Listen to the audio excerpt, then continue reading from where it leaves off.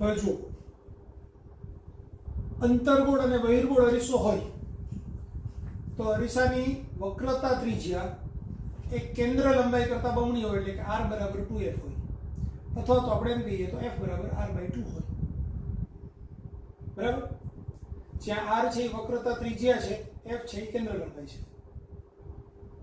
વક્ર અરીસા માટે ગાઉસનું સમીકરણ, તો વક્ર અરીસા માટે ગાઉસનું સમીકરણ જે આપણને ખબર છે 1/f બરાબર 1/u પ્લસ 1/v, અથવા તો f ની જગ્યાએ r/2 લઈએ તો 2 ઉપર જાય એટલે 2/r બરાબર 1/u પ્લસ 1/v.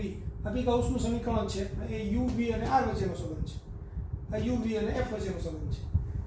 f ને સૂત્રનો કરતા કરીએ, ક્રોસ મલ્ટીપ્લાય કરીને ઉલટાવી દઈએ તો f બરાબર uv upon u plus v.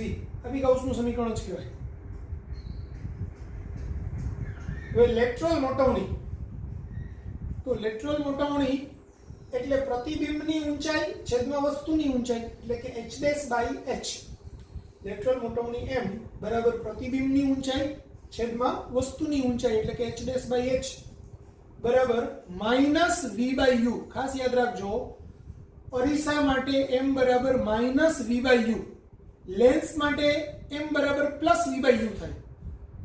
પણ બંને માટે લેન્સ હોય કે અરીસો m બરાબર h ડેશ બાય h જ હોય, એમાં ફેરફાર થતો નથી. એટલે m બરાબર h ડેશ બાય h અથવા તો માઈનસ v બાય u. હવે હું માઈનસ v બાય u આ સૂત્ર પરથી શોધું તો મને આવું એક સૂત્ર મળે, f બરાબર f માઈનસ u. અને જો v ના સ્વરૂપમાં આવું સૂત્ર શોધું તો મને f minus v upon f મળે. એ જરા અહીંયા હું તમને સાઈડમાં જરા શોધીને બતાવી દઉં. આપણું સૂત્ર આ છે, બરાબર? અહીંયા જો હું બંનેઓને મારે u વાળું સૂત્ર બનાવવું છે, બરાબર? તો પહેલા હું બધાને જ v વડે ગુણી નાખું તો v વાળું મળશે, એટલે u વડે ગુણી નાખું તો u બાય f બરાબર u બાય u વત્તા u by v. u by u એટલે 1 થાય. તો આને હું આ બાજુ લાવું, માઈનસ u બાય v બરાબર 1 માઈનસ u બાય f, એટલે કે f minus u upon f. હવે આને ઉલટાવી નાખું તો માઈનસ v બાય u બરાબર f upon f minus u. આ એમ કહેવાય. એટલે મને સૂત્ર મળી ગયું f ના છેદમાં f માઈનસ u આ સૂત્ર.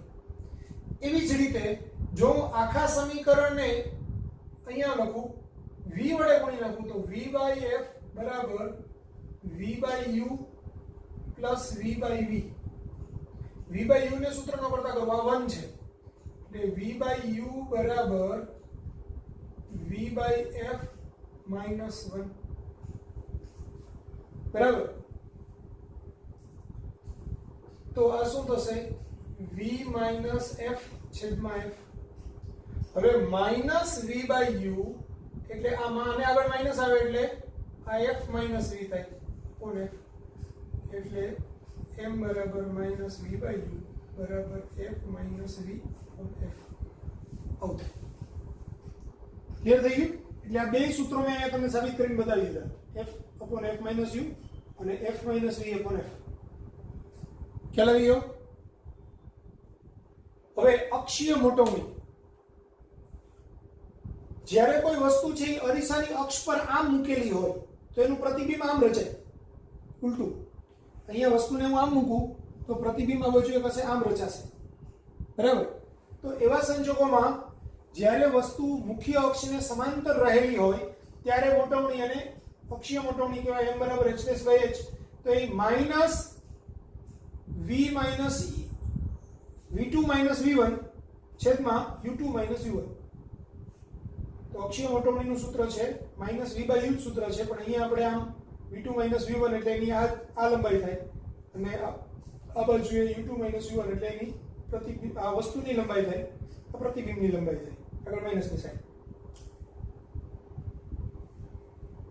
પછી એરિયલ એટલે કે પૃષ્ઠ મોટવણી. એરિયલ મેગ્નિફિકેશન અથવા તો સરફેસ મેગ્નિફિકેશન, બરાબર. તો જ્યારે મુખ્ય અક્ષને લંબરૂપે દ્વિપરિમાણિક વસ્તુનું સમતલ મૂકેલું હોય ત્યારે તેની પૃષ્ઠ મોટવણી તો ms એટલે m નો સ્ક્વેર એની લેટરલ મોટવણીનો વર્ગ એટલે કે ai/ao પ્રતિબિંબનું ક્ષેત્રફળ છેદમાં ઓબ્જેક્ટ એટલે કે વસ્તુનું ક્ષેત્રફળ.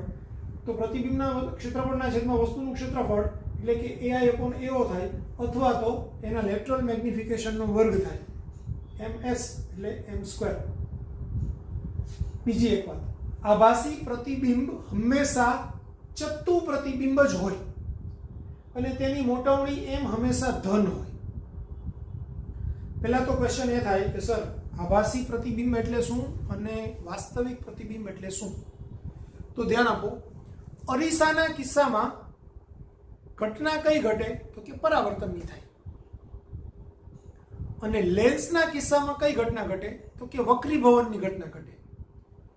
તો જ્યારે કિરણો વસ્તુમાંથી આવતા કિરણો અથવા તો આપાત કિરણો પરાવર્તન પામીને એકબીજાને મળતા હોય અથવા તો વક્રીભવન પામીને એકબીજાને વાસ્તવિક રીતે મળતા હોય તો રચાતું પ્રતિબિંબ વાસ્તવિક હોય. અને જો વસ્તુમાંથી આપાત થતા કિરણો એટલે કે આપાત કિરણો પરાવર્તન પામીને અથવા તો વક્રીભવન પામીને એકબીજાને મળતા જ ન હોય પણ એને પાછળની બાજુએ લંબાવવાથી મળતા હોય એવો આભાસ થતો હોય તો ત્યારે પાછળની બાજુએથી આમ ત્રુટક રેખા વડે પાછળ લંબાવીએ અને અહીંયા ક્યાંક મળે છે એવો આભાસ થતો હોય તો એવું પ્રતિબિંબ છે તે આભાસી પ્રતિબિંબ હોય. એટલે જ્યારે કિરણો પરાવર્તન પામીને કે વક્રીભવન પામીને વાસ્તવિક રીતે એકબીજાને મળે તો રચાતું પ્રતિબિંબ વાસ્તવિક પ્રતિબિંબ હોય. અને પરાવર્તન પામીને કે વક્રીભવન પામીને કિરણો એકબીજાને મળતા જ ન હોય, એકબીજાથી દૂર જઈ રહ્યા હોય ત્યારે એ દૂર જતા કિરણોને પાછળની બાજુએ લંબાવવાથી જે પ્રતિબિંબ રચાય એ પ્રતિબિંબને આભાસી પ્રતિબિંબ કહેવાય. વાસ્તવિક પ્રતિબિંબ હંમેશા ઉલટું હોય અને આભાસી પ્રતિબિંબ હંમેશા ચત્તુ હોય. સમતલ અરીસો, અરીસાની પાછળ જે પ્રતિબિંબ રચાય છે કેવું છે સમતલ અરીસામાં? તો એ પ્રતિબિંબ છે તે આભાસી પ્રતિબિંબ છે. કેવું હોય? ચત્તુ હોય. ધ્યાન આપજો, અરીસાના કિસ્સામાં પરાવર્તન પામેલું કિરણ એક બાજુએ પાછું જાય એટલે જો એ વાસ્તવિક રીતે મળે તો જે બાજુએ વસ્તુ છે તે જ બાજુએ મળે. એટલે અરીસાના કિસ્સામાં વસ્તુ જે બાજુએ છે એ જ બાજુએ પ્રતિબિંબ રચાય તો એ રચાતું પ્રતિબિંબ હંમેશા વાસ્તવિક હોય અને પ્રતિબિંબ હંમેશા ઉલટું હોય. પણ અરીસાના કિસ્સામાં અરીસાની પાછળની બાજુએ જે પ્રતિબિંબ રચાય એ પ્રતિબિંબ હંમેશા આભાસી હોય અને ચત્તુ જ હોય. એટલે શું થયું? અરીસાના કિસ્સામાં અત્યારે આપણે લેન્સ નથી ભણી રહ્યા, અરીસો જ ભણી રહ્યા છીએ. તો અરીસાના કિસ્સામાં જો પ્રતિબિંબ જે બાજુએ વસ્તુ છે એ બાજુએ જ રચાય તો એ પ્રતિબિંબ હંમેશા વાસ્તવિક હોય, ઉલટું હોય. બરાબર. અરીસાના કિસ્સામાં જે પ્રતિબિંબ અરીસાની પાછળ રચાય એ પ્રતિબિંબ હંમેશા આભાસી પ્રતિબિંબ હોય અને ચત્તુ જ હોય. બરાબર. ચત્તા પ્રતિબિંબની મોટવણી હંમેશા ધન આવે કારણ કે એની ઊંચાઈ પણ ધન હોય, ઉપર જ હોય. ચત્તુ પ્રતિબિંબ છે એટલે એનું પ્રતિબિંબની ઊંચાઈ પણ ધન હોય, વસ્તુની ઊંચાઈ પણ ધન હોય. એટલે બંને ઊંચાઈઓ ધન હોય તો h' ના છેદમાં h, ધનના છેદમાં ધન એટલે જવાબ ધન આવે. ક્લિયર? -v/u સૂત્રથી કરીએ તો પણ ધન જવાબ મળે. ત્યારે વસ્તુ અંતર, હું એમ કહું કે આ અરીસો છે, અહીંયા વસ્તુને પ્રતિબિંબ આ બાજુએ રચાય તો વસ્તુ અંતર કેવી લેવાની હોય? આ બાજુનું અંતર છે ઋણ હોય એટલે વસ્તુ અંતર માઇનસ લેવાય, પણ પ્રતિબિંબ અંતર ધન લેવાય. તો હંમેશા પ્રતિબિંબ અંતર ધન લેવાય, વસ્તુ અંતર ઋણ લેવાય એટલે આ માઇનસ માઇનસ ઉડી જાય અને છેલ્લો જવાબ ધન આવે. એટલે એ રીતે શોધીએ તો પણ ધન થાય. તો ટૂંકમાં આભાસી પ્રતિબિંબ હંમેશા કેવું હોય? ચત્તુ હોય. આભાસી પ્રતિબિંબ હંમેશા કેવું હોય? ચત્તુ હોય. અને એના માટેની મોટવણી હંમેશા ધન હોય. અને એ કેવું હોય? અરીસાની પાછળ રચાય.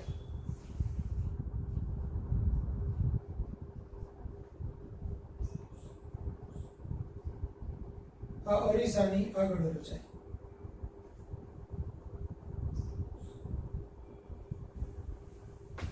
વાસ્તવિક પ્રતિબિંબ હંમેશા ઉલટું પ્રતિબિંબ જ હોય અને તેની મોટવણી એમ હંમેશા ઋણ મળે તે અરીસાની આગળ રચાય. બરાબર.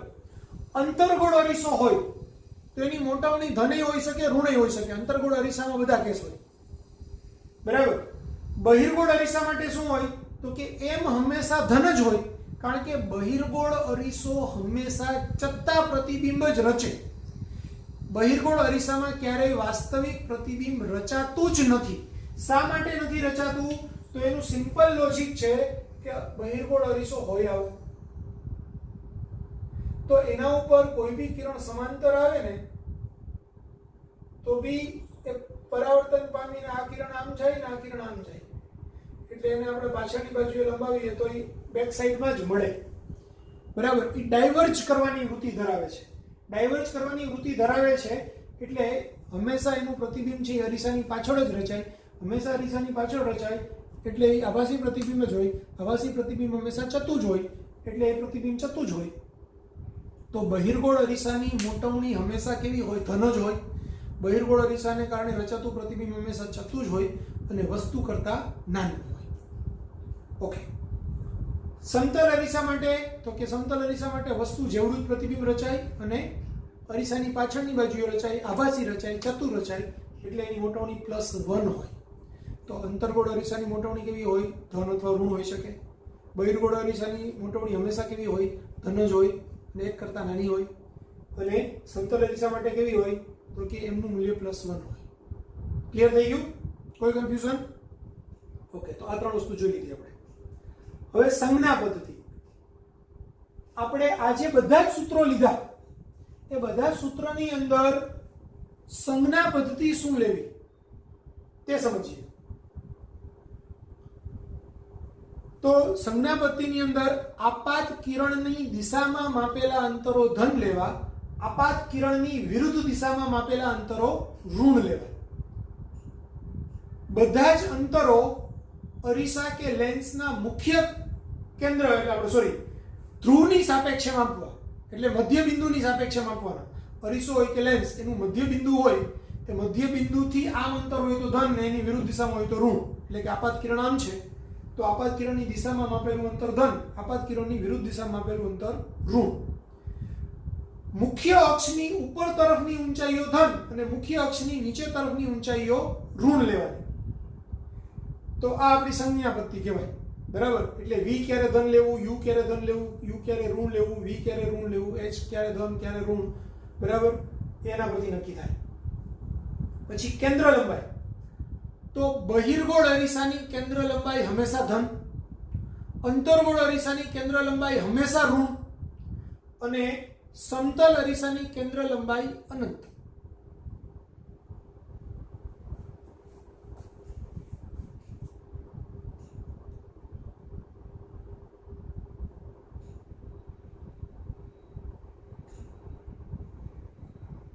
તો આટલું લખી નાખો પેલા.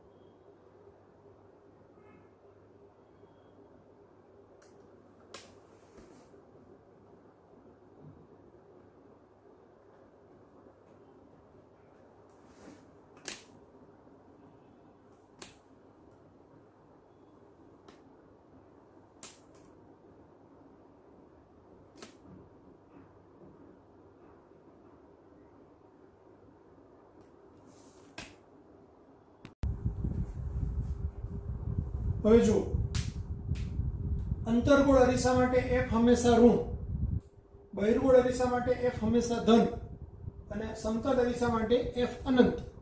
પહેલા તો આ ત્રણ વસ્તુ શા માટે, એક પછી એક કન્સેપ્ટ વાઇઝ આપણે ડિટેલમાં સમજતા જઈએ.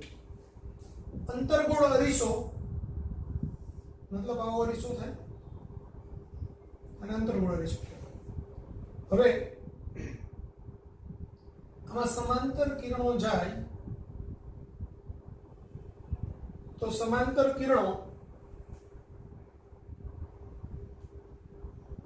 અહીંયા સપાટીએ દોરેલો લંબામ હોય એટલે પરાવર્તન આમ પામે, અહીંયા સપાટીએ દોરેલો લંબામ એટલે પરાવર્તન આમ પામશે.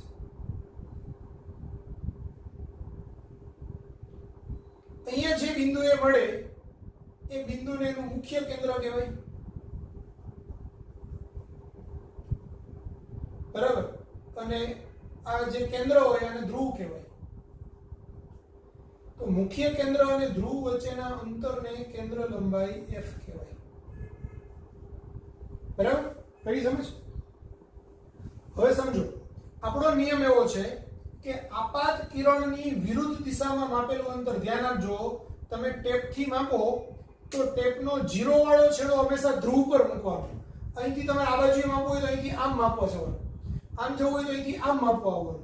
તો હું અહીંથી માપવા કઈ બાજુએ જાઉં છું, 0 નો છેડો અહીં છે, અહીંથી હું આ બિંદુ તરફ જાઉં છું. ધ્રુવથી એ જે બિંદુ આવતું હોય મુખ્ય કેન્દ્ર, તો મુખ્ય કેન્દ્રનો બીજો છેડો જ્યાં આવતો હોય એટલે જે લંબાઈનો એ બાજુએ આમ જવાનું. તો આ એરો કઈ બાજુએ માર્યો મેં? ઋણ બાજુ. આપાત કિરણની વિરુદ્ધ દિશામાં માપવા ગયો હું, એમ કહેવાય. તો આપાત કિરણની વિરુદ્ધ દિશામાં માપેલું અંતર કેવું થાય? ઋણ. એટલે કેન્દ્ર લંબાઈ છે એ આટલું અંતર છે, તો ધ્રુવથી આ બીજા છેડા તરફ હું જાઉં તો એ ઋણ દિશામાં ચાલુ છું, એટલે અંતર્ગોળ અરીસાની કેન્દ્ર લંબાઈ હંમેશા ઋણ લેવાય. બહિર્ગોળ અરીસો હોય તો બહિર્ગોળ અરીસા માટે શું થાય? તો સમાંતર કિરણો આમ આવે, ત્યાંથી આ કિરણ છે તે આમ પરાવર્તન પામશે, કારણ કે સપાટી દોરેલો લંબા આપાત કોણને પરાવર્તન કોણ સરખા મૂલ્યના હોય, તે આમ જાય. તો આને હું પાછળ લંબાવું, આમાં આ રીતે જશે, આને હું આમ પાછળ લંબાવું, તો અહીંયા મળે છે, પણ એ વાસ્તવિક રીતે નથી મળતા. આમ જઈ અને પરાવર્તન તો આમ પામે છે, આ કિરણ આમથી પરાવર્તન આમ પામે છે, એટલે આ પરાવર્તિત કિરણને પાછળની બાજુએ લંબાવવાથી મળતા હોય એવો આભાસ થાય છે, બરાબર. એટલે આ અંતર છે તે f છે. અહીંયા જે પ્રતિબિંબ રચાય તે આભાસી પ્રતિબિંબ હોય, એટલે જે અરીસાની પાછળ હોય, અરીસાની પાછળનું પ્રતિબિંબ હંમેશા આભાસી હોય, ચતું હોય. હવે આ જે અંતર છે ef છે કેન્દ્ર લંબાઈ, આ એનું ધ્રુવ p. તો મારે p થી આ બિંદુ સુધી જવું હોય તો હું આમ જઈશ, p થી જર્ની સ્ટાર્ટ કરવાની છેલ્લે સુધી જવાનું. તો p થી હું આમ જાઉં તો હું કઈ દિશામાં ગયો કહેવાય? તો હું આપાત કિરણની દિશામાં ચાલ્યો ને. p થી મેં જર્ની કઈ બાજુ કરી? આપાત કિરણની દિશામાં જર્ની કરી. હું આમ જાઉં તો આપાત કિરણની વિરુદ્ધ દિશામાં જાઉં છું, તો આપાત કિરણની દિશામાં જાઉં એટલે f મને મળ્યું તો ધન મળશે સંજ્ઞા પદ્ધતિ મુજબ. આપાત કિરણની દિશામાં માપેલું અંતર, તો આપાત કિરણની દિશામાં માપેલું અંતર કહેવાય. આ અંતર છે f, બરાબર. તો અહીંથી હું આમ માપીશ કે આપાત કિરણની દિશામાં માપેલું અંતર ધન લેવાનું, આપાત કિરણની વિરુદ્ધ દિશામાં માપેલું અંતર ઋણ લેવાનું. એટલે અંતર્ગોળ અરીસા માટે f ઋણ, બહિર્ગોળ અરીસા માટે f હંમેશા ધન. સમતલ અરીસા માટે તો હવે પહેલા તો કેન્દ્ર લંબાઈ શું છે? તો કે કેન્દ્ર લંબાઈ એટલે કોઈ પણ અરીસા ઉપર સમાંતર કિરણો આપાત થાય ત્યારે પરાવર્તન પામીને એ જે બિંદુએ મળતા હોય અથવા તો જે બિંદુએ મળે છે તેવો આભાસ થતો હોય તે અંતરને, ધ્રુવથી તે અંતરને, તે બિંદુ સુધીના અંતરને એની કેન્દ્ર લંબાઈ કહેવાય. પણ સમતલ અરીસામાં શું થાય કે સમાંતર કિરણો આવે તો એ જે દિશામાં આવે દિશામાં પરાવર્તન પામે, એટલે કે અનંત અંતરે જઈને મળે છે. તો એ ભેગા થવા વાળું બિંદુ ક્યાં હોય? અનંત અંતરે હોય, એટલે એ અંતર છે એ અનંત અંતર કહેવાય. એટલે એની કેન્દ્ર લંબાઈ f છે ઇન્ફિનિટી કહેવાય. ખ્યાલ આવ્યો? આવું થાય. એટલે સમતલ અરીસા માટે f કેવું લેવાનું? અનંત, બરાબર. હવે અંતર્ગોળ અરીસો હોય તો અંતર્ગોળ અરીસા માટે u is greater or equal to f હોય. એટલે કે વસ્તુ અંતર છે એ એના મુખ્ય કેન્દ્ર પર હોય કે મુખ્ય કેન્દ્રથી દૂર હોય, ગમે ત્યાં f ને 2f ની વચ્ચે હોય, 2f થી દૂર હોય, બરાબર, 2f પર હોય, અનંત અંતરે હોય, તો એ બધા જ કિસ્સાની અંદર એનું પ્રતિબિંબ છે એ કેવું મળે? તો કે સાચું પ્રતિબિંબ મળે અને ઉલટું પ્રતિબિંબ મળે, અરીસા તરફ જ પ્રતિબિંબ મળે. એટલે જ્યારે અંતર્ગોળ અરીસાના જુદા જુદા કેસ હમણાં આના પછીના ટોપિકમાં હું ડિસ્કસ કરીશ ત્યારે આપણે ડિટેલમાં જોઈએ, પણ અત્યારે હું ખાલી જસ્ટ તમને રફ આઈડિયા આપી દઉં કે ભાઈ આપણે આ અંતર્ગોળ અરીસો છે, આ એનું ધ્રુવ છે P, આ એનું મુખ્ય કેન્દ્ર F, આ 2F અથવા તો R, બરાબર, આ એનું વક્રતા કેન્દ્ર કહેવાય, અને એનાથી પછી આ વક્રતા કેન્દ્રથી દૂર ને આ ઇન્ફિનિટી ડિસ્ટન્સ. તો ધ્યાન આપો, અનંત અંતરે કોઈ વસ્તુ હોય તો એના કિરણો છે એ F બિંદુએ કેન્દ્રિત થાય, એનું પ્રતિબિંબ ક્યાં રચાય? F ઉપર રચાય, બિંદુવત રચાય, ઉલટું રચાય, બરાબર. અનંત અને 2F ની વચ્ચે ક્યાંય વસ્તુ હોય પરિમિત અંતરે પણ 2F થી દૂર હોય અથવા તો R થી દૂર હોય, એના C થી, બરાબર, આ F બિંદુ કહેવાય. તો C થી દૂર હોય અને ઇન્ફિનિટી વચ્ચેનું કંઈ બી હોય ત્યારે એનું પ્રતિબિંબ છે એ F અને C ની વચ્ચે રચાય, પણ કેવું રચાય? ઉલટું રચાય, બરાબર. એટલે વસ્તુ આમ મૂકી હોય ત્યારે પ્રતિબિંબ આમ હોય તો h ઊંચાઈ ધન હોય, પ્રતિબિંબ ઊંચાઈ h ડેશ કેવી હોય? ઋણ હોય, બરાબર. એટલે જ u is greater or equal to f માટે વસ્તુની ઊંચાઈ હંમેશા કેવી હોય? ધન હોય. પ્રતિબિંબની ઊંચાઈ h ડેશ કેવી હોય? ઋણ હોય, કારણ કે ઉલટું પ્રતિબિંબ છે. ઓકે, બીજા નંબરની વાત, વસ્તુ અંતર u કેવું હોય? તો સમજો, વસ્તુ મેં અહીંયા મૂકી એટલે અહીંથી આ અંતર u થયું, તો હવે મારે અંતર ક્યાંથી માપવાનું? ધ્રુવથી માપવાનું. ધ્રુવથી મારે અહીંયા સુધી જવું પડે તો હું આ ડાયરેક્શનમાં જઈશ આમ માપવા માટે, બરાબર. ધ્રુવથી શરૂઆત કરવાની અને જે બિંદુ સુધી માપવાનું હોય અંતર ત્યાં સુધી આપણે જવાનું. જે દિશામાં જઈ રહ્યા છીએ એ દિશા આપાત કિરણની દિશામાં છે કે વિરુદ્ધ દિશામાં? તો એ આપાત કિરણની વિરુદ્ધ દિશામાં છે. તો આપાત કિરણની વિરુદ્ધ દિશામાં માપેલું અંતર કેવું થાય? ઋણ થાય. એટલે એની કેન્દ્ર વસ્તુ અંતર ઋણ હોય, કેન્દ્ર લંબાઈ f ઋણ હોય, એ બી સમજાયું. વસ્તુ અંતર ઋણ સમજાયું. હવે પ્રતિબિંબ અંતર, તો પ્રતિબિંબ હંમેશા f થી દૂર કોઈ બી જગ્યાએ તમે વસ્તુ મૂકો તો એનું પ્રતિબિંબ છે એ અરીસા બાજુએ જ રચાય, જે બાજુ વસ્તુ છે તે જ બાજુએ રચાય.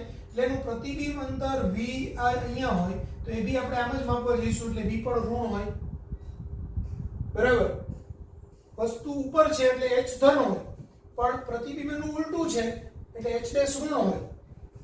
f ઋણ છે તો f બરાબર અથવા તો r આપણે ગણીએ તો c સુધીનું અંતર માપીએ, અહીંથી આમ અંતર માપવા જઈએ તો r વક્રતા કેન્દ્ર એ f કરતા ડબલ છે, બરાબર. r બરાબર 2f છે.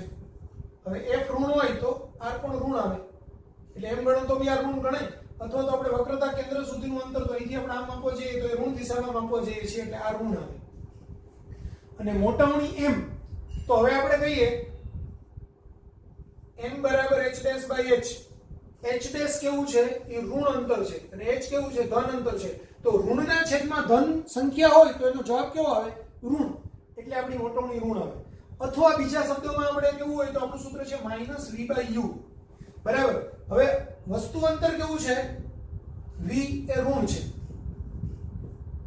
પ્રતિબિંબ અંતર u, આપણે સોરી, વસ્તુ અંતર u એ ઋણ છે અને પ્રતિબિંબ અંતર v એ પણ ઋણ છે. તો આ માઈનસ માઈનસ પ્લસ થાય અને આગળ માઈનસની સાઈન છે એટલે છેલ્લો જવાબ માઈનસ થાય. એટલે મોટામણી ઋણ છે એમ કહી શકાય. તો એની મોટામણી એમ ઋણ આવે. પણ યાદ રાખજો, અંતર્ગોળ અરીસામાં વસ્તુને f ઉપર કે f થી દૂર ગમે ત્યાં મૂકેલી હોય, પ્રતિબિંબ હંમેશા ઉલટું રચાય. પ્રતિબિંબ હંમેશા ઉલટું રચાય, વાસ્તવિક રચાય અને જે બાજુએ અરીસો છે, આપણે જે બાજુએ વસ્તુ છે તે બાજુએ જ, એટલે કે અરીસાની સામેની બાજુએ રચાય. અરીસાની પાછળ ન રચાય, અરીસાની સામે રચાય અથવા તો વસ્તુ તરફ જ રચાય. ક્લિયર? એના પરથી આ બધા કેસ થાય. હવે જો u is less than f હોય એટલે કે વસ્તુને ધ્રુવ અને મુખ્ય કેન્દ્રની વચ્ચે મૂકવામાં આવે અહીંયા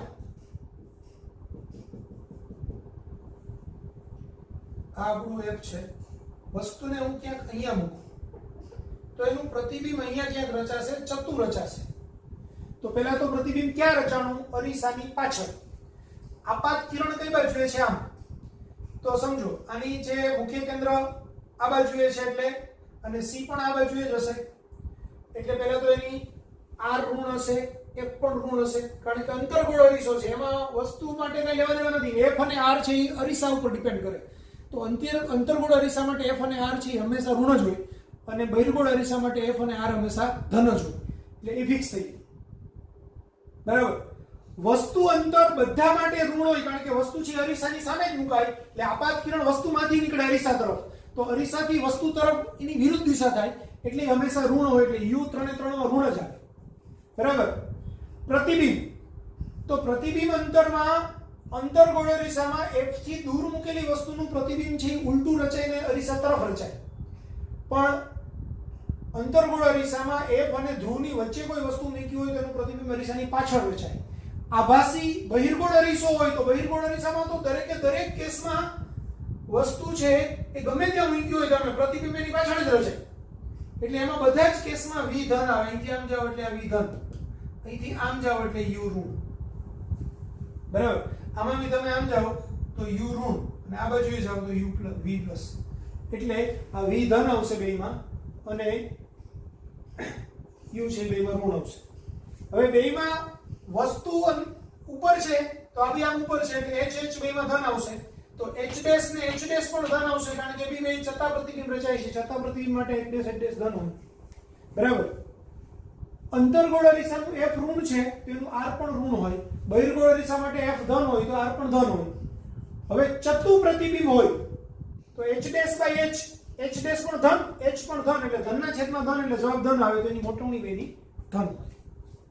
ક્લિયર થઈ ગયું? આ રીતે આપણે બધું સમજી શકાય. અને સંજ્ઞા પદ્ધતિ પણ આપણે આ રીતે લેવાની હોય. તો h ઉપરની બાજુ હોય ઊંચાઈ એ ધન, નીચેની બાજુની ઊંચાઈ ઋણ. ધ્રુવથી આપાત કિરણની દિશામાં માપેલા અંતર, આપાત કિરણની દિશામાં માપેલા અંતર એટલે અહીંથી આ બાજુના અંતર એ બધા ધન હોય. આપાત કિરણની વિરુદ્ધ દિશામાં માપેલા અંતર એટલે પાછળની બાજુના બધા અંતર ઋણ હોય. આપાત કિરણ આમ હોય તો. બરાબર. આવી રીતે લેવાય. બધા અંતર ધ્રુવથી માપવાના, એટલે ધ્રુવથી શરૂઆત કરવાની, જે અંતર પૂરું થતું હોય તે બાજુએ જવાનું. હવે એ બાજુ જો આપાત કિરણની વિરુદ્ધ હોય તો એ ઋણ લેવાનું, આપાત કિરણની દિશામાં હોય તો એ ધન લેવાનું. ક્લિયર?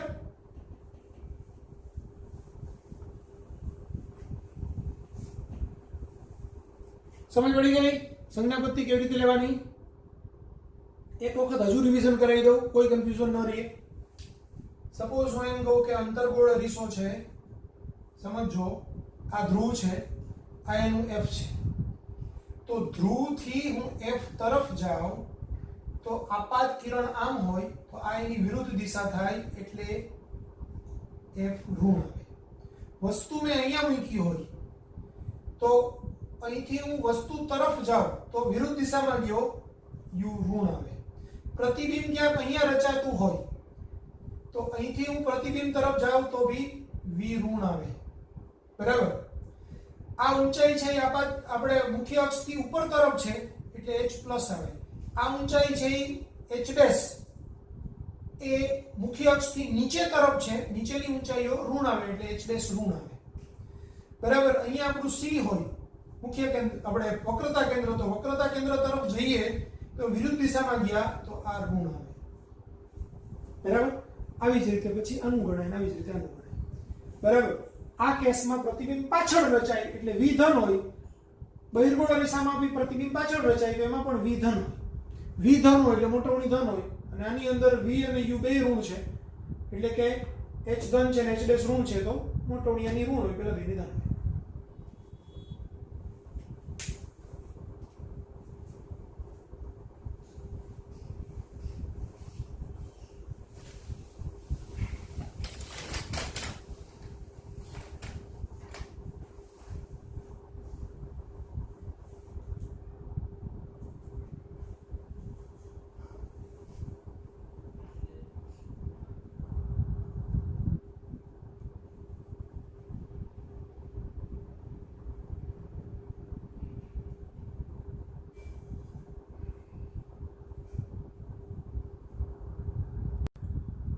હવે જો વક્ર અરીસા વડે રચાતા પ્રતિબિંબો એની અંદર આપણે અંતર્ગોળ અરીસાનો પહેલા અભ્યાસ કરીએ. અંતર્ગોળ અરીસાના આપણે એક પછી એક કેસ જોતા જઈએ. તો આપણે અંતર્ગોળ અરીસાની અંદર વસ્તુનું સ્થાન અનંત અંતરે હોય. શરૂઆત આપણે ક્યાંથી કરીએ? ઇન્ફિનિટી ડિસ્ટન્સથી શરૂઆત કરીએ. અનંત અંતરેથી જ્યારે વસ્તુ મૂકેલી હોય એટલે અનંત અંતરેથી આવતા કિરણો કેવા હોય? તો અનંત અંતરેથી આવતા કિરણો સમાંતર કિરણો હોય. એટલે અનંત અંતરેથી આવતા કિરણો સમાંતર હશે. એ સમાંતર કિરણો અહીંથી પરાવર્તન પામશે આમ, આ કિરણ અહીંથી પરાવર્તન પામશે આમ. તો આ બંને કિરણો એકબીજાને F પાસે મળશે, કારણ કે સમાંતર કિરણો જ્યાં મળે ત્યાં તેનું મુખ્ય કેન્દ્ર હોય. એટલે અહીંયા મુખ્ય કેન્દ્ર પર એનું બિંદુવત પ્રતિબિંબ રચાશે અને ઉલટું પ્રતિબિંબ રચાશે, કારણ કે અરીસાની આગળ છે એટલે પ્રતિબિંબ કેવું છે? આભાસી અને ઉલટું. તો પ્રતિબિંબનું સ્થાન મુખ્ય કેન્દ્ર F પર હશે, અરીસાની આગળ હશે. પ્રતિબિંબનો પ્રકાર કેવો હશે? વાસ્તવિક અને ઉલટું. બરાબર. પ્રતિબિંબનું કદ કેવું હશે? ખૂબ જ નાનું. એટલે મોટવણી એમ કેવું હશે? વેરી વેરી લેસ ધેન -1, કારણ કે પ્રતિબિંબ ઉલટું છે. બરાબર. એટલે h' ની કિંમત નેગેટિવ છે પણ ખૂબ નાની છે. જ્યારે વસ્તુની ઊંચાઈ તો અનંત અંતરે ખૂબ મોટી વસ્તુ છે. સપોઝ સૂર્યમાંથી આવતા કિરણ હોય, બરાબર, એને અંતર્ગોળ અરીસા વડેના મુખ્ય કેન્દ્ર પર પ્રતિબિંબ રચીએ તો એકદમ ટપકા જેવડું પ્રતિબિંબ રચાય. તો ટપકું એની ઊંચાઈ અથવા તેની વ્યાસ છે એ આપણું h' કહેવાય. એ ઉલટું પ્રતિબિંબ છે એટલે માઇનસ હોય. પણ સૂર્યનો વ્યાસ તો ખૂબ મોટો હોય તો h'/h કરીએ તો મોટવણીની કિંમત નેગેટિવ આવે પણ ખૂબ નાની આવે, એટલે એ માઇનસમાં હોય. બરાબર. તો આ રીતે થશે. અનંત અંતરનું પ્રતિબિંબ ક્યાં રચાય? મુખ્ય કેન્દ્ર પર રચાય, વાસ્તવિક અને ઉલટું રચાય, અરીસાની આગળની બાજુએ રચાય, ખૂબ જ નાનું રચાય અને એની મોટવણી છે એ -1 કરતાં ખૂબ નાની હોય. હવે વસ્તુનું સ્થાન C થી ખૂબ દૂર હોય. જો આમાં કેસ કેટલા આવે? અનંત અંતરે આવે, પછી C થી દૂર આવે, પછી C પર આવે, પછી C અને F ની વચ્ચે આવે, પછી F પર આવે અને F અને P ની વચ્ચે આવે. આટલા કેસ હોય હંમેશા. તો વસ્તુનું સ્થાન C થી થોડું દૂર હોય, બરાબર, અહીંયા છે, ત્યારે હંમેશા જુઓ, ધ્યાન આપો, પ્રતિબિંબ રચવું કેવી રીતે રચાય પ્રતિબિંબ? તો વસ્તુમાંથી બે કિરણ નીકળે. એ બે કિરણ જે એકબીજાને મળે ને પરાવર્તન પામીને, ત્યાં પ્રતિબિંબ રચાય. તો આપણે વસ્તુમાંથી એક કિરણ, કારણ કે વસ્તુમાંથી બધી જ દિશાઓમાં 3 ડાયમેન્શનની અંદર બધી જ દિશાઓમાં કિરણ જતા હોય, એમાંના કોઈ પણ બે પ્રતિનિધિ કિરણથી આપણે આકૃતિ રચી શકીએ. તો અહીંથી એક કિરણ નીકળે છે કઈ બાજુ? એ સીધું જાય છે. હવે અક્ષને સમાંતર કિરણ જાય એ પરાવર્તન પામીને હંમેશા મુખ્ય કેન્દ્રમાંથી પસાર થાય, એટલે F માંથી પસાર થાય. તો આ કિરણ F માંથી પસાર થાય, F માંથી પસાર થઈને નામ લઈ લેવાનું, એટલે આમ જાય અને આમ જાય. બરાબર. હવે બીજું કિરણ છે એને હું F માંથી પસાર કરું, એટલે જો F માંથી પસાર થતું કિરણ આવે તો એ પરાવર્તન પામીને મુખ્ય અક્ષને સમાંતર જાય. સમાંતર કિરણ છે મુખ્ય અક્ષમાંથી પાસ થાય. તો ઊંધું આમથી જતું હોય એ કિરણ મુખ્ય અક્ષને સમાંતર જાય, તો અહીંથી જે બીજું કિરણ નીકળશે એ મુખ્ય અક્ષને સમાંતર જશે. આ બે કિરણો એકબીજાને જ્યાં છેદે ત્યાં પ્રતિબિંબ રચાય. બરાબર. એટલે અહીંથી પછી આપણે આના ઉપર લંબ ડ્રો કરી દેવાનો, તો આ એનું પ્રતિબિંબ રચાય અને પ્રતિબિંબની ઊંચાઈ આવે h'. h' નીચે છે એટલે ઋણ હોય, h ધન હોય, h'/h કરો એટલે એની મોટવણી કેવી આવે? ઋણ આવે, પણ એક કરતા નાની, કારણ કે પ્રતિબિંબની ઊંચાઈ છે વસ્તુ કરતા ઓછી હોય, એટલે મોટવણી છે એ લેસ ધેન -1 આવે. પ્રતિબિંબનું કદ વસ્તુ કરતા નાનું હોય, પ્રતિબિંબનો પ્રકાર વાસ્તવિક અને ઉલટું હોય, અને પ્રતિબિંબનું સ્થાન F અને C ની વચ્ચે હોય. ક્લિયર?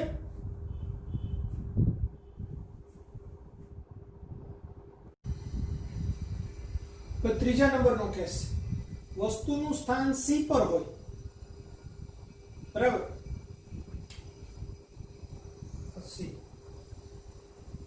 તો u બરાબર શું હોય? અહીંથી અહીંયા સુધીનું અંતર f ને અહીંથી અહીંયા સુધીનું અંતર f, એટલે u બરાબર 2f હોય. ત્યારે પ્રતિબિંબનું સ્થાન પણ ક્યાં છે? C ઉપર જ છે, પણ ઉલટું છે. એટલે વાસ્તવિક અને ઉલટું. પ્રતિબિંબનું સ્થાન C પર, પ્રતિબિંબનો પ્રકાર વાસ્તવિક અને ઉલટું. પ્રતિબિંબનું કદ, તો જેવડી વસ્તુ એવડું જ પ્રતિબિંબ, એટલે વસ્તુ જેટલું જ. અને એની મોટવણી m બરાબર h'/h, પણ h' બરાબર -h થાય એટલી જ ઊંચાઈ છે. તો -h ના છેદમાં h એટલે -1 થાય. તો એની મોટવણી -1 થશે. એટલે અંતર્ગોળ અરીસાની સામે C ઉપર જ્યારે કોઈ વસ્તુ મૂકી હોય તો પ્રતિબિંબ એટલા જ મૂલ્યની પણ એનાથી ઉલટી મળે. અહીંથી એક કિરણ આમ સીધું જશે, એ પરાવર્તન પામીને F માંથી પાસ થશે. બીજું કિરણ F માંથી પાસ થશે તો એ પાછું પરાવર્તન પામીને સપાટી આપણે અક્ષને સમાંતર જશે. બરાબર? તો બંને કિરણો જે મળશે એ એક્ઝેક્ટ અહીંયા જ મળશે. એટલે આ H અને આ H ડેશ. હવે ચોથો કેસ, વસ્તુનું સ્થાન C અને F ની વચ્ચે. બરાબર? તો વસ્તુનું સ્થાન આ C અને આ F એની વચ્ચે અહીંયા વસ્તુ મૂકી H.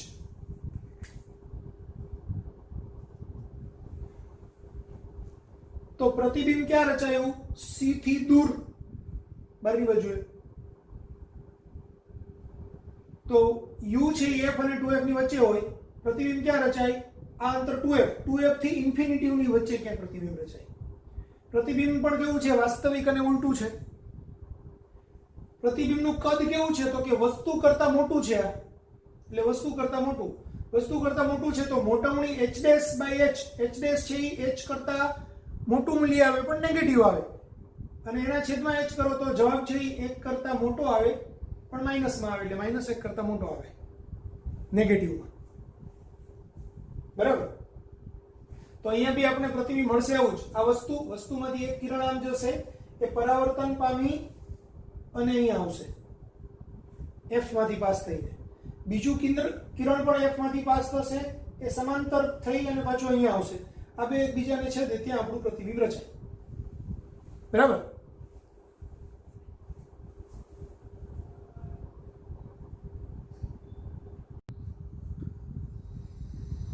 હવે જુઓ પાંચમો કેસ, વસ્તુનું સ્થાન F ઉપર હોય ત્યારે એનું પ્રતિબિંબ છે એમ ઇન્ફિનિટી ડિસ્ટન્સ રચાય, અનંત અંતરે. પ્રતિબિંબ કઈ બાજુએ રચાય છે? તો કે જે બાજુએ વસ્તુ મૂકેલી છે તે બાજુ, એટલે અરીસાની સામે રચાય છે. એટલે પ્રતિબિંબ છે એ વાસ્તવિક અને ઉલટું છે. અનંત અંતરે ખૂબ મોટું પ્રતિબિંબ રચાય છે, એટલે પ્રતિબિંબનું કદ ઘણું જ મોટું. અને એની મોટવણી કેવી હશે? m is very very greater than -1. એટલે એ નેગેટિવમાં હશે અને 1 કરતા ખૂબ મોટી હશે, એટલે -50, -100, -200 એવી મોટવણી હશે. એટલે m is very very greater than -1 એટલે નેગેટિવમાં. હવે આકૃતિ કેવી રીતે રચાય સમજો. વસ્તુને ક્યાં મૂકવાની છે? F ઉપર. એટલે F ઉપર એક્ઝેક્ટલી મેં એક વસ્તુ મૂકી. વસ્તુમાંથી હંમેશા બે કિરણ લેવાના. એક કિરણ હું લઉં છું અક્ષને સમાંતર, એક અક્ષને સમાંતર લેવાનું જ. એટલે એક કિરણ અક્ષને સમાંતર લીધું. હંમેશા અક્ષને સમાંતર જતું કિરણ પરાવર્તન પામીને અંતર્ગોળ અરીસામાં પરાવર્તન પામીને મુખ્ય કેન્દ્રમાંથી પસાર થાય. એટલે અક્ષને સમાંતર, કારણ કે સમાંતર કિરણો છે બધા જ મુખ્ય કેન્દ્ર પર આપાત થતા હોય. તો અહીંથી કિરણ નીકળે એ મુખ્ય કેન્દ્રમાંથી F માંથી પાસ થઈ અને આમ અનંત અંતરે જાય. હવે બીજું એક કિરણ આપણને ખબર છે કે વક્રતા કેન્દ્ર હોય, એ વક્રતા કેન્દ્રમાંથી આપણે આમ કોઈ એક સપાટી પર આમ લંબ ડ્રો કરીએ તો લંબની દિશામાં જે પરાવર્તન પામીને કિરણ પાછું આવે. તો અહીંથી જે કિરણ જશે એ જ દિશામાં પરાવર્તન પામીને પાછું આવશે, કારણ કે અહીંયા સપાટી દોરેલો લંબી આગ છે. આપાત કોણ 0 કહેવાય, તો પરાવર્તન કોણ 0 કહેવાય. બરાબર? એટલે અહીંથી એક કિરણ આમ જશે, એ પરાવર્તન પામીને આમ રિટર્ન આવશે. તો એ બી આમ જશે, આ બી આમ જશે. આ બંને કિરણો એકચ્યુઅલી એકબીજાને સમાંતર હોય. બરાબર? એટલે એ બંને કિરણો એકબીજાને સમાંતર છે, એટલે એનું પ્રતિબિંબ અનંત અંતરે રચાય છે તેમ આપણે ગણી શકીએ. તો એક કિરણ છે એ સપાટીને સમાંતર, આપણે મુખ્ય અક્ષને સમાંતર જાય, પરાવર્તન પામીને F માંથી પાસ થાય. બીજું કિરણ છે એ C માંથી આપણે એક રેખા ડ્રો કરીએ તો એ રેખાની દિશામાં જાય, પરાવર્તન પામીને એની વિરુદ્ધ દિશામાં જાય. આ બંને કિરણો એકબીજાને સમાંતર હોય એટલે અનંત અંતરે પ્રતિબિંબ રચાય છે એમ કહેવાય. ક્લિયર? નેક્સ્ટ, હવે અહીંયા વસ્તુનું સ્થાન F અને P ની વચ્ચે છે. બરાબર? તો વસ્તુનું સ્થાન F અને P ની વચ્ચે છે. આ F અને આ P એની વચ્ચે છે આ વસ્તુ. બરાબર? F અને P ની વચ્ચે આ વસ્તુ. ત્યારે પ્રતિબિંબ ક્યાં રચાય? તો કે પ્રતિબિંબ અરીસાની પાછળ રચાય. બરાબર? પ્રતિબિંબ કેવું રચાય? તો કે અરીસાની પાછળ રચાય. હંમેશા પ્રતિબિંબ આભાસી હોય અને ચત્તુ હોય. એટલે પ્રતિબિંબ આભાસી અને ચત્તુ છે. પ્રતિબિંબ કેવું છે? તો કે વસ્તુ કરતા મોટું છે. એટલે એની મોટવણી છે એ +1 કરતા મોટી એટલે ગ્રેટર ધેન +1 આવશે, કારણ કે મોટવણી ધન હશે અને પ્રતિબિંબની ઊંચાઈ છે વસ્તુની ઊંચાઈ કરતા મોટી છે એટલે h dash is greater than h છે, તો h dash is greater than h છે, બે ધન છે એટલે h dash by h is greater than 1 એટલે m ઇઝ ગ્રેટર ધેન 1 આવે. ક્લિયર?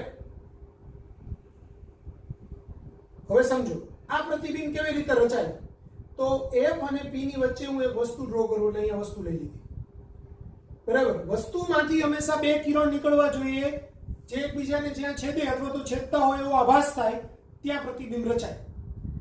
તો આ બિંદુમાંથી એક કિરણ અક્ષને સમાંતર જાય અહીંયા, એ પરાવર્તન પામી અક્ષને સમાંતર ગયેલું કિરણ પરાવર્તન પામીને હંમેશા મુખ્ય કેન્દ્રમાંથી પસાર થાય એટલે આ f અને આ બિંદુ આ બેયને જોડતી અહીંથી અહીં સુધીની આમ રેખા પછી આમ આ દિશામાં આપણે આમ લંબાવી દેવાનું, એટલે આપણે અત્યારે આકૃતિ અહીંથી આમ અને અહીંથી આમ લંબાવી દેવાની. હવે એક બીજું કિરણ હંમેશા c માંથી નીકળતું કિરણ છે એ જ દિશામાં જઈને પરાવર્તન પામીને પાછું c માંથી જ પાસ થાય, એટલે અહીંયા બી આ કિરણ છે c ની દિશામાં જઈ પરાવર્તન પામીને એ જ દિશામાં પાસ થઈને c માંથી પાસ થશે. બરાબર, આ કિસ્સામાં બે કિરણો સમાંતર હોય, આ કિસ્સામાં બે કિરણો સમાંતર નહીં હોય, બે વચ્ચે કંઈક ખૂણો બનશે છે, પણ એ આમ ક્યાંય આગળ જઈને મળવાનું નથી કારણ કે છૂટા પડતા જાય છે, એટલે એને હું પાછળની બાજુએ બેક સાઈડમાં લંબાવું ડોટેડ લાઈનથી, તો એ પાછળની બાજુએ બેક સાઈડમાં લંબાવવાથી એ ડોટેડ લાઈન જે એકબીજાને મળે ત્યાં આ બિંદુનું પ્રતિબિંબ અહીંયા રચાય. બરાબર, અને આમાંથી જે કિરણ જાય એ પાછું આમ જશે એટલે એને આપણે પાછળ લંબાવીએ તો અહીંયા રચાય એટલે આ બિંદુનું પ્રતિબિંબ અહીંયા રચાય, તો આ એનું આખી વસ્તુનું પ્રતિબિંબ થાય. તો આ વસ્તુનું પ્રતિબિંબ અહીંયા મળે એ અરીસાની પાછળ છે એટલે આભાસી છે, ચત્તુ છે એટલે એની મોટવણી વસ્તુ કરતા મોટું છે અને મોટવણી છે એ ગ્રેટર ધેન +1 આવે. તો આવી રીતે થશે. હવે અહીંયા સમજો આ 5 કિસ્સા સુધી આપણને પ્રતિબિંબ કેવું મળ્યું, ઉલટું મળ્યું અને વાસ્તવિક મળ્યું. આમાં જ આપણે ડોટેડ લાઈનથી એને પાછળ જોઈન્ટ કર્યું એટલે આ ડોટેડ લાઈનથી જોઈન્ટ કર્યું એટલે પ્રતિબિંબ આભાસી મળ્યું. આભાસી હોય એવું પ્રતિબિંબ હંમેશા ચત્તુ જ હોય. બરાબર, એટલે ચત્તુ મળશે. તો ચત્તા પ્રતિબિંબમાં જ મોટવણી હંમેશા ધન હોય, આભાસી પ્રતિબિંબની અંદર બધામાં જ મોટવણી હંમેશા ઋણ હોય. ક્લિયર થઈ ગયું?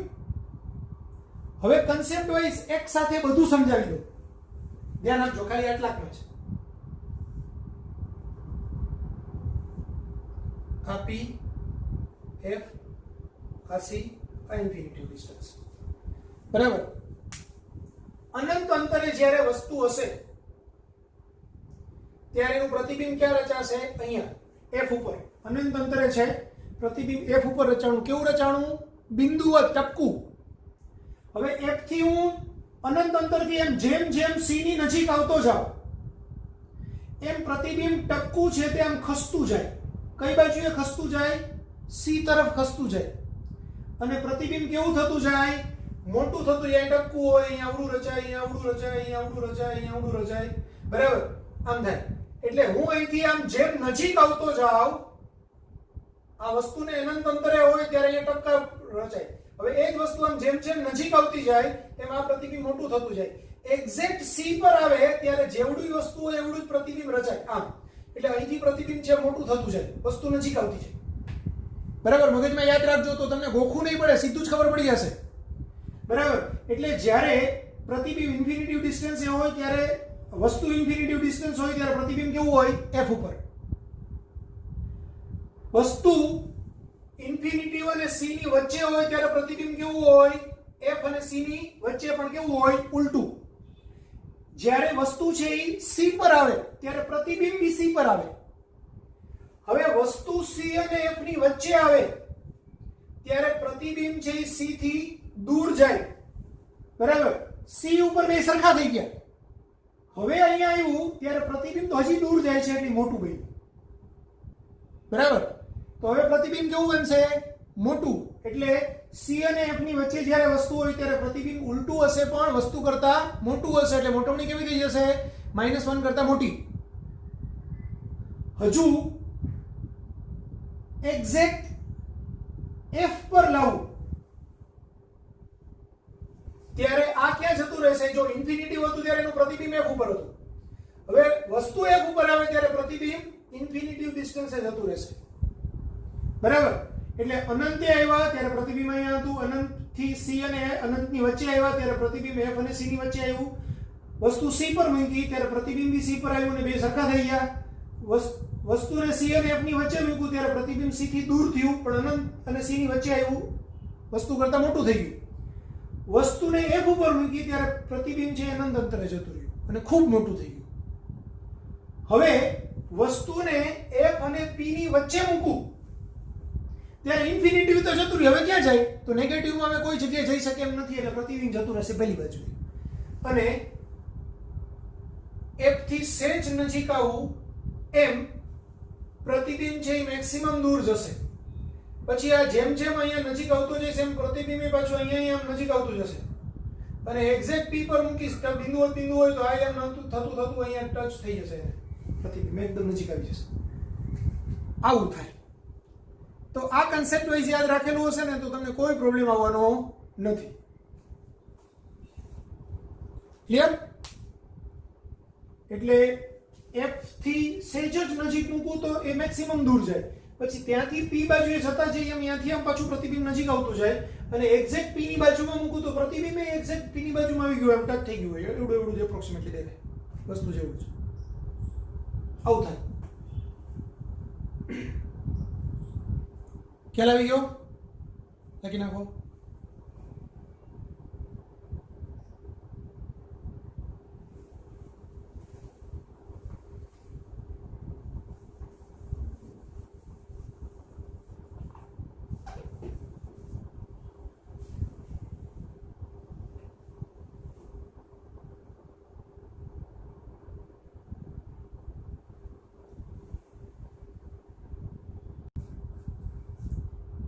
હવે જુઓ, અંતર્ગોળ અરીસાના 6 કેસ પૂરા થઈ ગયા. હવે બહિર્ગોળ અરીસો. તો બહિર્ગોળ અરીસાની અંદર માત્ર 2 જ કેસ છે. એક વસ્તુ છે ઇન્ફિનિટિવ ડિસ્ટન્સે હોય અને બીજો કેસની અંદર વસ્તુ છે ઇન્ફિનિટિવ સિવાયના કોઈ પણ અંતરે હોય. તો આપણે પહેલો કેસ જોઈએ, વસ્તુનું સ્થાન છે અનંત અંતરે, એટલે વસ્તુ છે અનંત અંતરે અરીસાની સામે છે, u બરાબર ઇન્ફિનિટિવ આવે. ત્યારે પ્રતિબિંબનું સ્થાન ક્યાં આવશે? f પર અરીસાની પાછળ. કેવી રીતે? તો કે વસ્તુ છે ઇન્ફિનિટિવ ડિસ્ટન્સ હોય એમાંથી સમાંતર કિરણો આવે. હવે સમાંતર કિરણો બહિર્ગોળ અરીસાથી પરાવર્તન પામીને એકબીજાથી એમ દૂર જાય. એ દૂર જતા કિરણોને પાછળની બાજુએ લંબાવીએ તો એ જ્યાં મળે એ એનું મુખ્ય કેન્દ્ર કહેવાય. તો અનંત અંતરે રહેલી વસ્તુનું બહિર્ગોળ અરીસા વડે અરીસાની પાછળની બાજુએ એના મુખ્ય કેન્દ્ર પર પ્રતિબિંબ રચાય. પ્રતિબિંબ કેવું રચાય? તો કે બિંદુઓ એટલે કે ખૂબ જ નાનું રચાય, આભાસી અને ચત્તુ રચાય. અરીસાની પાછળ હોય પ્રતિબિંબ હંમેશા આભાસી હોય અને ચત્તુ હોય. તો આ પ્રતિબિંબ આભાસી અને ચત્તુ હોય, ખૂબ જ નાનું હોય. ખૂબ જ નાનું હોય, ચત્તુ છે એટલે એમ ધન હોય, અને ખૂબ જ નાનું છે એટલે +1 કરતા ખૂબ નાનું છે, એટલે એમનું મૂલ્ય ધન હોય અને 1 કરતા ઘણું નાનું હોય. બરાબર? તો આવી રીતે થશે. હવે આમાં આપણે c અને અનંત અને c ની વચ્ચે અથવા તો c થી દૂર, c અને f ની વચ્ચે, f પર, એવું કોઈ કેસ આવશે નહીં. અનંત સિવાયના કોઈ બી અંતરે હોય, c થી દૂર હોય, c ઉપર હોય, c અને f ની વચ્ચે હોય, f ઉપર હોય કે f અને p ની વચ્ચે હોય, ગમે ત્યાં હોય, એક જ કેસ આવે, વસ્તુનું સ્થાન અક્ષ પર ગમે તે અંતરે અનંત અંતર સિવાય, અનંત અંતર સિવાયનું કોઈ બી અંતર હોય તો પ્રતિબિંબનું સ્થાન ક્યાં હોય?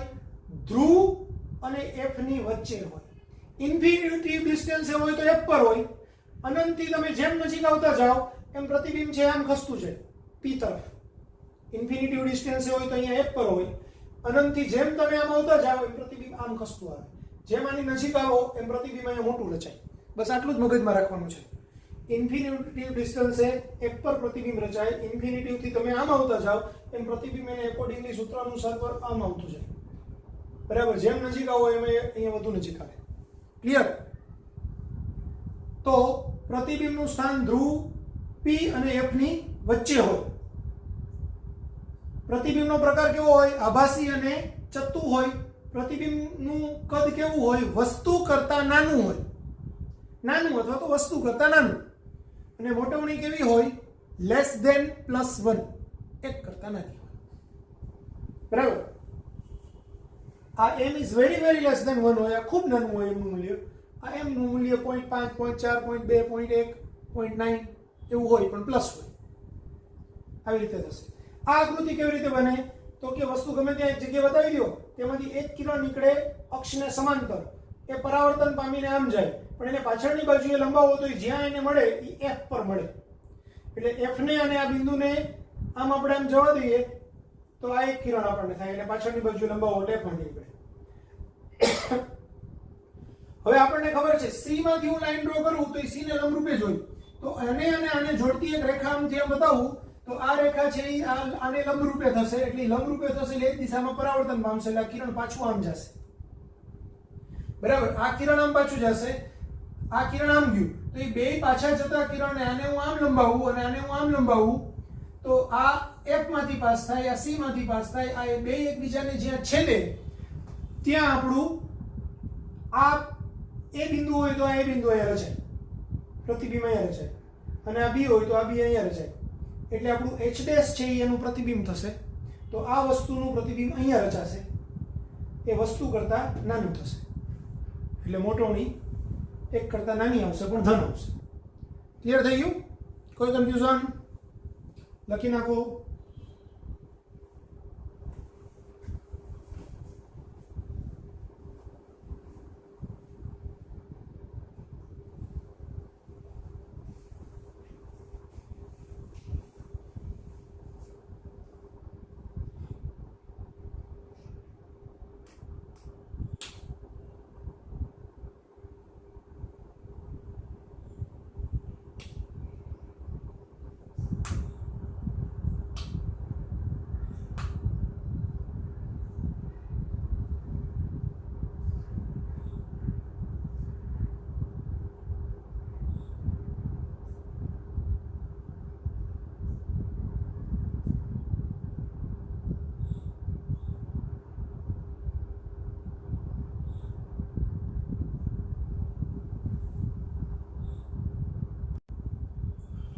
હવે એક કન્સેપ્ટ જોઈ લ્યો.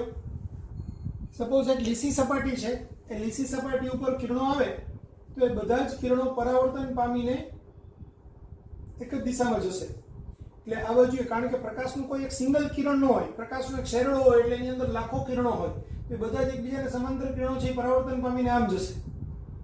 તો લીસી સપાટી પરથી નિયમિત પરાવર્તન થાય અને નિયમિત પરાવર્તન છે એ પ્રતિબિંબની રચના કરે, એટલે કે પ્રતિબિંબ રચાશે. હવે ખરબચડી સપાટી ઉપર એ જ કિરણો આવે તો આ સપાટી છે આણ્વિક સ્તરે ખૂબ ખરબચડી છે. દાખલા તરીકે હું એમ કહું કે બોર્ડ છે એ હજુ થોડું થોડું લીસું છે, તેના ઉપર થોડો થોડો પ્રતિબિંબ દેખાય છે, ઝાખું ઝાખું પ્રતિબિંબ એનું રચાયેલું દેખાય. બરાબર, જેમ સપાટી વધુ લીસી એમ સ્પષ્ટ પ્રતિબિંબ દેખાય. પણ હવે હું એમ કહું કે ભાઈ આ બુક છે, તો બુકની અંદર આપણને પ્રતિબિંબ નથી રચાતું. શા માટે પ્રતિબિંબ નથી રચાતું? જો અહીંયા પ્રતિબિંબ થોડું ઘણું બી રચાય છે, દેખાય છે આપણને, પણ અહીંયા પ્રતિબિંબ નથી રચાતું કારણ કે બુકની સપાટી આણ્વિક સ્તરે ખૂબ જ ખરબચડી હોય. આણ્વિક સ્તરે ખૂબ જ ખરબચડી હોય તો એના ઉપર જે કિરણો પડે એક આમ જશે, એક આ બાજુ જશે, એક આમ જશે, એક આ બાજુ જશે, એમ જુદા જુદા કિસ્સાની અંદર એ ડિફ્યુઝ થઈ જશે. બરાબર, વિખેરાઈ જશે એના કિરણો. એટલે ખરબચડી સપાટી ઉપર ડિફ્યુઝ પરાવર્તન થાય અને ડિફ્યુઝ પરાવર્તનના કારણે પ્રતિબિંબ રચાશે નહીં. એટલે ખરબચડી સપાટી ઉપર પ્રતિબિંબ રચાતું નથી. બરાબર, આવું હોય. એટલે જેમ સપાટી લીસી એમ એના ઉપર પ્રતિબિંબ રચાય, જેમ સપાટી ખરબચડી એમ એના ઉપર પ્રતિબિંબ ઓછું રચાય. હવે એક છેલ્લો ટોપિક આપણો પરાવર્તનનો. સપોઝ હું એમ કહું કે કોઈ એક વસ્તુ, આપણો બહિર્ગોળ અથવા તો અંતર્ગોળ લેન્સ છે, એટલે વક્ર અરીસો છે, તો વક્ર અરીસા ઉપર કોઈ એક વસ્તુ છે એ VO, velocity of object, VO વેગથી ગતિ કરતી કરતી અરીસા તરફ આવે છે, ત્યારે એનું પ્રતિબિંબ છે એ VI વેગથી એનાથી દૂર જઈ રહ્યું છે. તો આના માટેનું સમીકરણ આપણે તારવવું છે, સૂત્ર તારવવું છે. બરાબર, તો હવે સમજો, આપણી પાસે સૂત્ર છે 1/f બરાબર 1/u પ્લસ 1/v. બરાબર, તો હું 1/v ને સૂત્રનો કરતા કરું તો શું થશે? 1/f માઇનસ 1/u થાય. આ બાજુ આવે એટલે ઋણ થાય. એને હું ક્રોસ મલ્ટીપ્લિકેશન કરાવું તો u minus f upon f into u, એટલે v ને સૂત્રનો કરતા કરું તો f into u upon u minus f. હવે આ v શું છે? પ્રતિબિંબ અંતર. u શું છે? વસ્તુ અંતર. તો પ્રતિબિંબ અંતરમાં થતા ફેરફારનો દર dv બાય dt અને વસ્તુ અંતરમાં થતા ફેરફારનો દર એટલે du બાય dt. તો dv બાય dt એટલે vo થાય અને dv બાય dt એટલે vi થાય. તો સમય t ની સાપેક્ષે વિકલન કરતા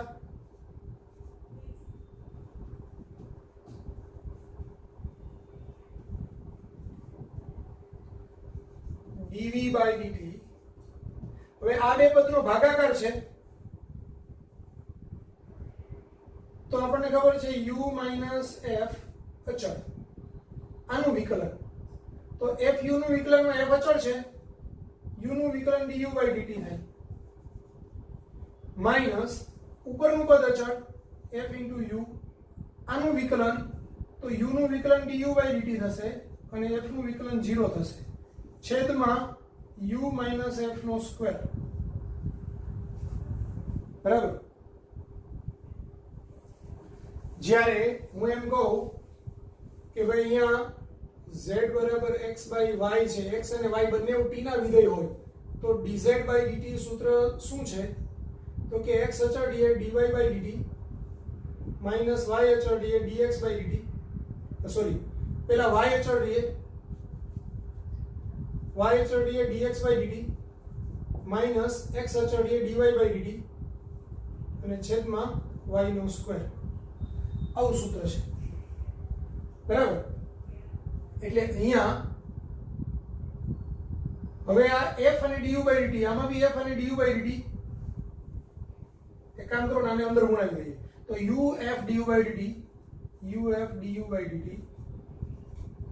minus f square du by dt.